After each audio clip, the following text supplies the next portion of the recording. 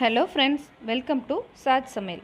10 நிமிஷத்தில் பிரியாணிக்கு ஏற்ற சிம்பிளான தால்ச்சா ரெசிபியை தான் இப்போ பார்க்க போகிறோம்.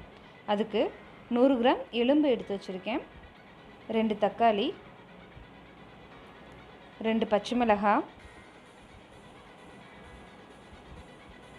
இஞ்சி வெள்ளைப்பூடு பேஸ்ட்டு, கரம் மசாலா, துவரம்பருப்பு 1/4 கப், கடலைப்பருப்பு 1/4 கப்.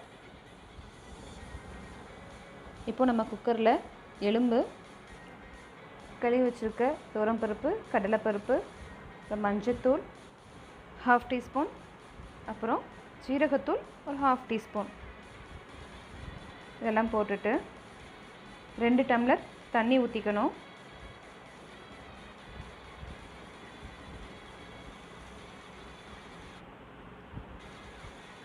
இப்போ ஸ்டவ் ஆன் பண்ணி மூடி வச்சு மூடிடணும். இது ஒரு 3 விசில் வரைக்கும் விடணும். பருப்பு எலும்பு எல்லாம் நல்லா வேகிற வரைக்கும். இப்போ வெந்துருச்சு பருப்பு எலும்பு எல்லாமே. இப்போ இது தனியாக வச்சிடணும்.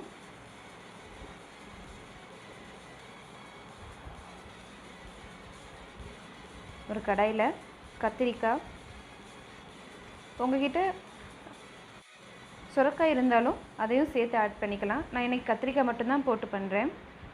அதான் தேவையான அளவு தண்ணி ஊற்றிக்கிட்டு ஒரு 2 தக்காளி போட்டுக்கணும், 2 பச்சை மிளகாய், கொத்தமல்லி, புதினா, மஞ்சப்பொடி 1 டேபிள் ஸ்பூன், மிளகாப்பொடி, மல்லிப்பொடி 1/2 டீஸ்பூன், உப்பு தேவையான அளவு எல்லாம் கலந்துட்டு அதோட இஞ்சி வெள்ளைப்பூடு பேஸ்ட்டு கரம் மசாலாவோடு சேர்த்து கலந்துடலாம். இப்போ இதை நம்ம ஸ்டவ்வில் வச்சு இப்போ ஆன் பண்ணி விட்டுறலாம். இப்போது 2 டேபிள் ஸ்பூன் ஆயில் ஊற்றிக்கணும்.